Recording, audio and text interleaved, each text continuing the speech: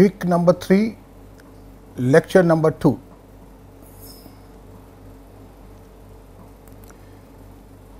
Hello friends. So the third week of our course, Basic Certificate in Palliative Care, has started. In the first week we saw the essentials of palliative care. Second week was related to advanced communication skills which is required in the system of palliative care, and now we come down to psychological aspects in palliative care. Let's refresh our memory. It was told to you by Dr. Geeta Joshi in the first week that palliative care basically provides holistic care. It gives you physical, spiritual, psychological and social care, holistic care. Physical, basically it relates to pain management and symptom management. Spiritual and social we will see later, but now basically in this week, week number 3, we will be talking about psychological care, what we can provide to palliative care patients. What are the psychological domains in palliative care? Anything related with our mind. To put it very simply, they are the domains of psychological palliative care, palliative care. It is basically psychological and psychiatric, social, spiritual, religious and existential, cultural, ethical and legal. In addition to that, communication with child and family, siblings, talking about death, preparing the family for dying, and after death comes bereavement for family, grief and debriefing of all the staff. So everything, all these things come under the domain of psychological social domain.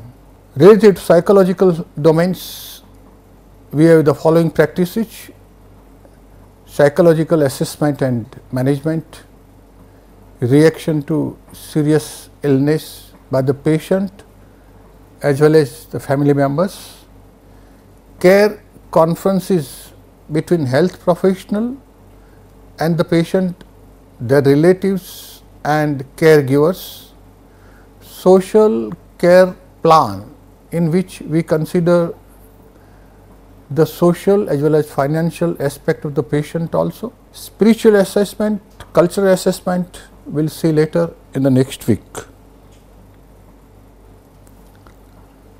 Another model was also given out in year 2002. They call it bio, psycho, social and spiritual model of care. Here in this particular model they included everything: biological, psychological, social, spiritual, everything included in the same model. The premise was illness disturbs relationship both within interpersonal and outside the body. Therefore, they wanted to include everything in one model. And illness disturbs everything within and outside the body. Therefore, what is important is the healing. Healing therefore is about restoring right relationship and must include more than physiological disturbances. Healing is possible even if death is imminent. Relationship between mind and body, that is where the relief of pain, nausea and anxiety. Relationship between person and family and friends, that is where the reconciliation come up. Normally what happens in our families, in our social background, relations between family and friends, they are bitter. So just before the death it is time to reconcile and establish peace of mind on both the parties. Then comes the relationship between with the transcendent ability to give or receive love, see oneself as a valuable even if no longer economically productive. Ours is an interdisciplinary team. In the center we have patient and family, and they are being taken care as one unit. In other disciplines of medical field, patient is being treated, but here only in palliative care, patient and the family members are being treated as one unit, and we have physicians, spiritual counselors, social workers, bereavement counselors after death, home health aides, therapists, nurses, volunteers, all this is a teamwork basically. Now, how does this interdisciplinary team functions and provides psycho-socio care? They create multidisciplinary, interdisciplinary and transdisciplinary teams. Consultation, they seek information or advice from other team members. Employees rounding off, that is interaction between employees. It is a system that ensures clear communication and build trust between staff and management. This particular communication builds trust. The goals of rounding are to create approachable management, strengthen relationship, find improvement opportunities and show appreciation to the employees. Eliminate silos, silos means mindset.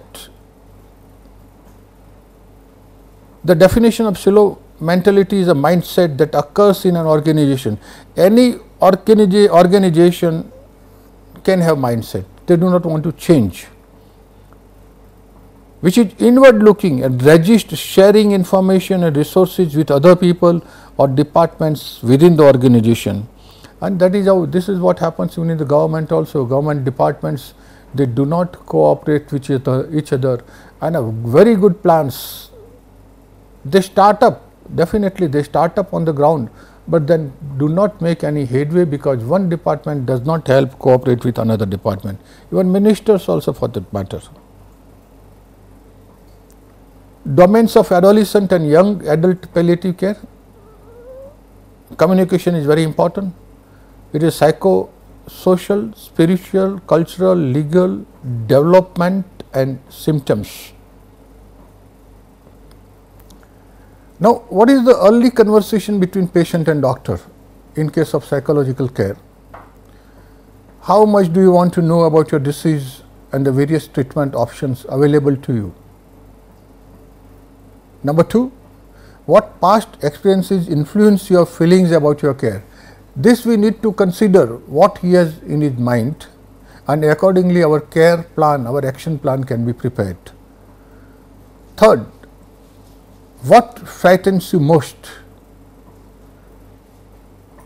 Fourth, under what circumstances would you want the goal of care to switch from attempting to prolong life to focusing on comfort?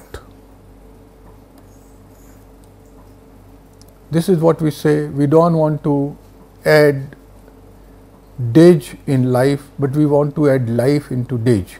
So, this is what we do not want to prolong the life. When we know that end is nearer, it can happen any time. In that particular case, whatever days are left with the patient, we want that during that time he should feel comfortable, he should be happy, and that is what we term as quality of life. This is a very important term. One of the most important aims of palliative care is to provide quality of life to the patients, and particularly to those patients who are nearing the end of their life. What will help you to live with joy and meaning? These two things gives us something to think about, to ponder about. We get certain vision by means of which we can provide quality of life to the patient. And all these things, they must come from horse's mouth. That is, we must discuss with patient very nicely, gently, We persuade him to give all this, particularly what gives him joy and meaning to his life. So in those small days of his life, we can give him what he wants. Transitional conversation. How comfortable are you? You told me so and so was important to you. Is that still the case? Are there any other things that have come into play now? What question do you have at this point? You see, normally what happens, we haven't seen the death, I mean say we ourselves, but otherwise we have seen so many patients.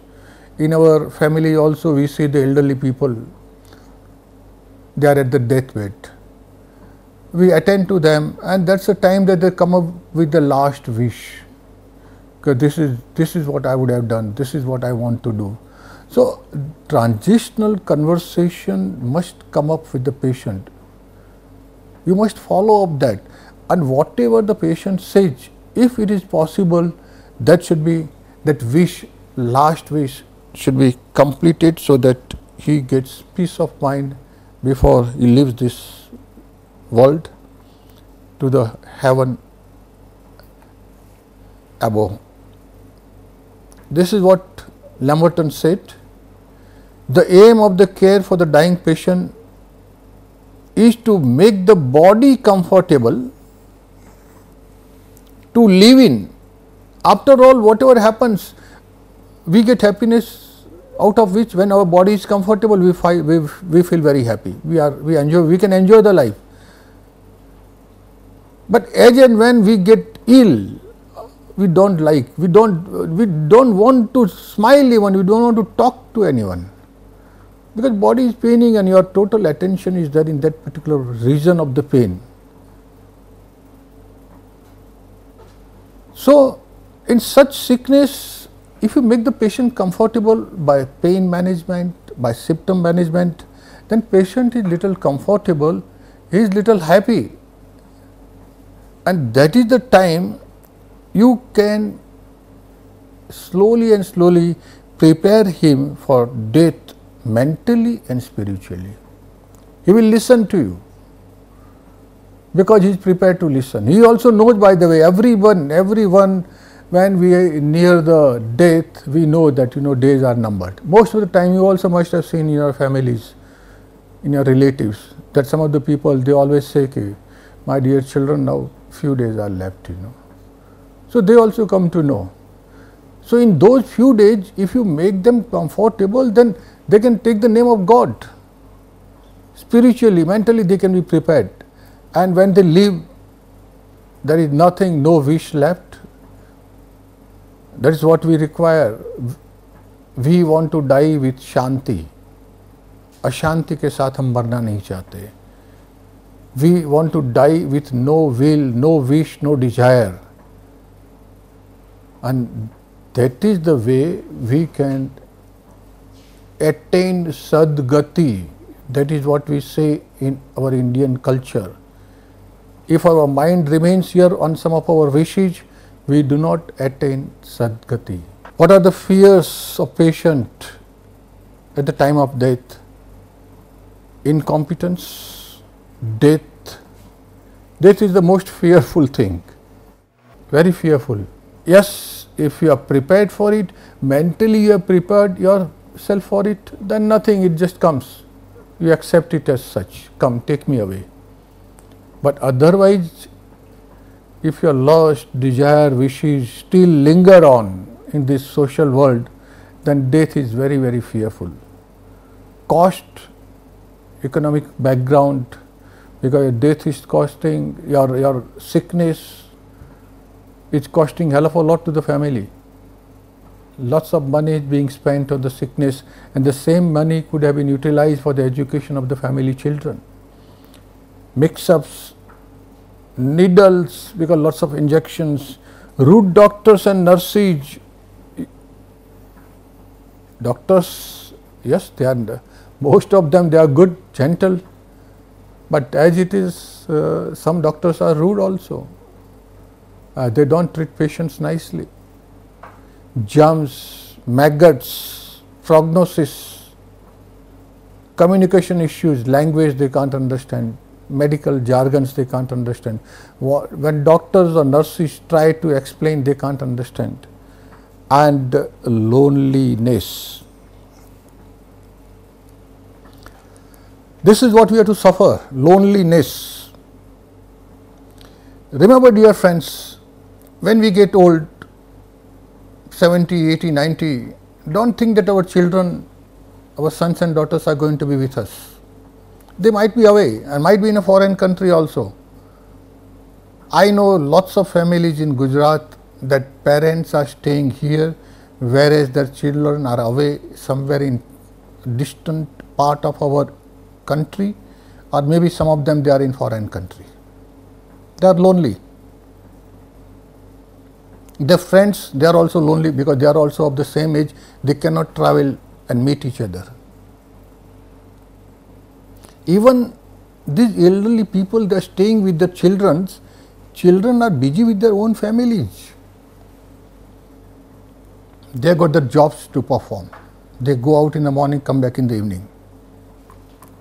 And that is why they don't have time to spend even few minutes with their parents.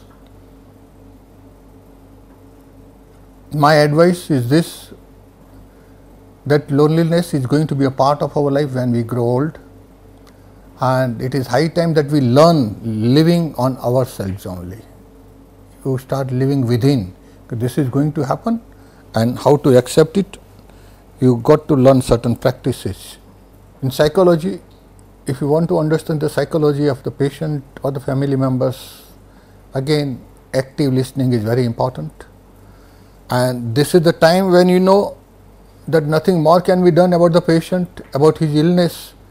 So you are not able to cure anything. So this time you can listen very silently. Silence is also very powerful. When you listen to somebody without uttering a single word, but with full attention, yes, that is what is required. The speaker gets lots of satisfaction that we have listened to him properly. Listen silently. Listen for the story behind the story. Let him, if he is able to speak something, let him talk about his life, whatever he wants to say. Don't just do something, stand there. This is what happens normally. When you are talking with somebody, at that time you just put your hand in the pocket and take out the mobile and just see which call is this or that. No, this is distraction. When I say listen silently, means just be there. Be there, do not speak a single word. Just, there is no requirement of talking to him. Just be there, doing nothing, and looking into his eyes, nodding your head that you are listening attentively. Be willing to face uncertainty. Patient is a patient suffering from so many diseases. Dementia is one thing, forgetfulness may start with one story and after 2 minutes may another story or this or that, there is no coherence. Create a space for change and growth. Avoid platitudes, making comparisons, inappropriate positivity. This is the time in psychological distress that we have family conferences, because psychological distress, family is also a very important part. They are with the patients 24/7. We should have pre-meeting. In the pre-meeting, decide the date and venue, setting participants who will come. The nearest relative, very close people should attend, caregivers particularly, family and friends. Then from health professionals, it is the whole team, interdisciplinary, maybe doctor, psychologist, nurse. Structure, what is going to be the agenda.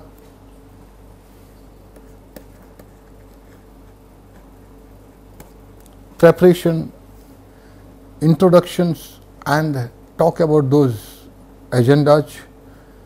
Patient and family explanatory models, anticipate concerns and titrate information.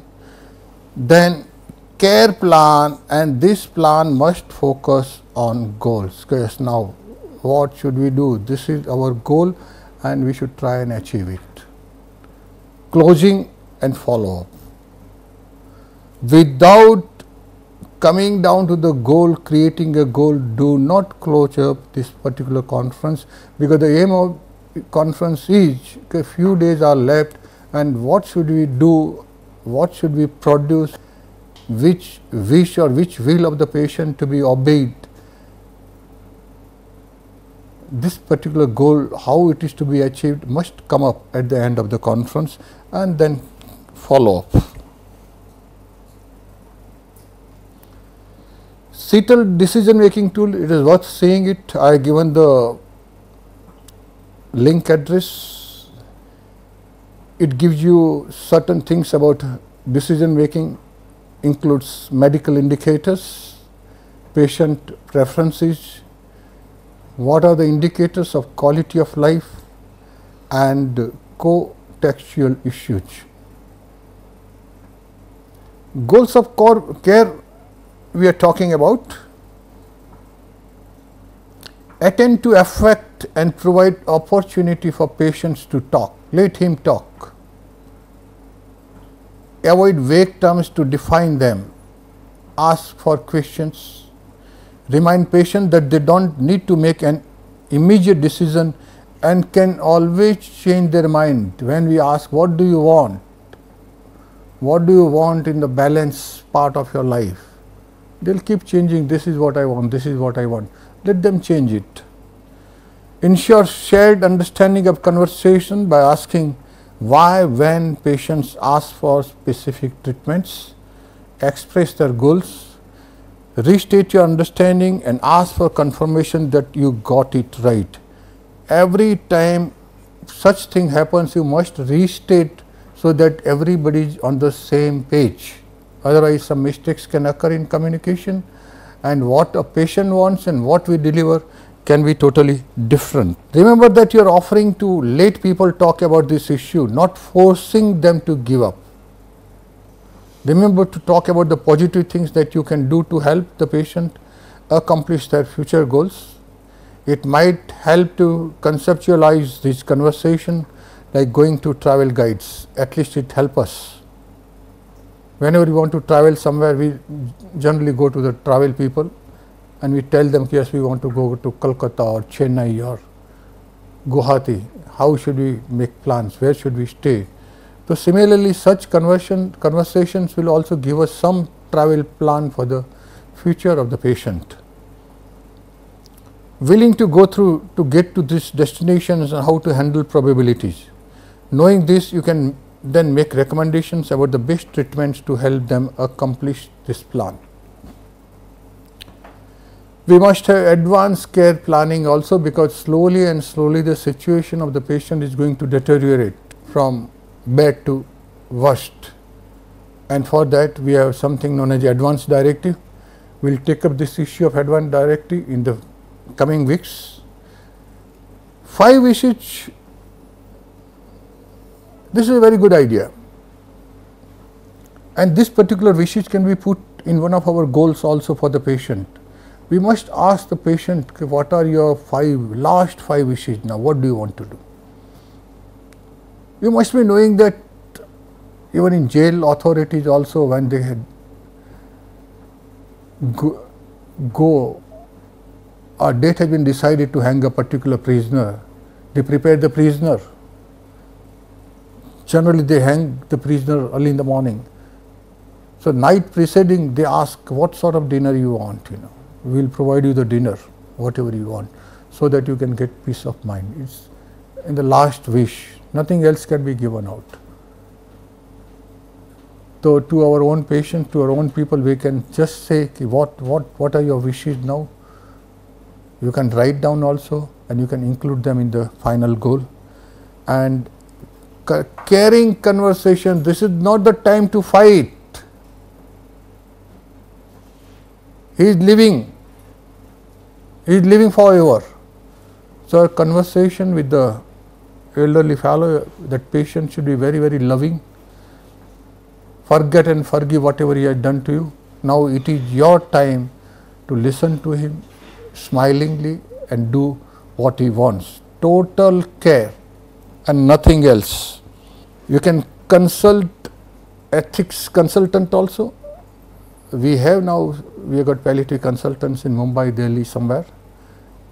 They talk about, they give you advice, medical or patient care situation, staff family conflict over appropriate care, questions regarding withdrawal of medical interventions. This is this conflict does take place between the family members. Some family member will say, no, we don't want to put, now the end is coming nearer, we want to keep our father or our elderly person here at our home only. He must die in our home in front of our own eyes. If we put him in the hospital, he will remain in the ICU, we will not be able to see him, we will not be able to talk to him at all. So some people, they say, no, we don't want to take him to the hospital. Somebody will say, we want to take him to the hospital, we can try. So such conflict do arise in the family, and you have to get resolutions of such conflict as early as possible, and that is possible by good and effective communications. Question regarding life prolonging intervention. No need. At the age of 90, an elderly fellow goes to the bathroom, falls down, and he fractures his number of bones, starting from hip to the joints and other things. Now at the age of 19, when there is no blood, there are no muscles in the body, and then you take him for the operation, I mean, so it is not advisable at all. What is he going to do? You are putting him under lots of pain. So such interventions from your side, you may think that he might get okay and might live. My dear friend, firstly, to is he capable of going under such heavy surgeries? So such medical, and therefore in palliative care we always say that in such life limiting diseases, there is no purpose to increase few days in his life. If he lives by 5-6 days more in the life, and that too in the hospital, how does it make any difference to him? Most of the time he will remain unconscious, he will not be able to speak to anybody. So be wise, be little reasonable, don't be too emotional, because one has to go, so he has to go, and let him go peacefully without giving further pains of operations and post-operative pains. Ethical concern regarding consent, decision making capacity, conflict of values, ethical matters in the care of minors or patients with development disorders. These are the references. So these are the psychological aspects of palliative care. We will take them one by one in the following lectures. Thank you. Thank you, dear friends.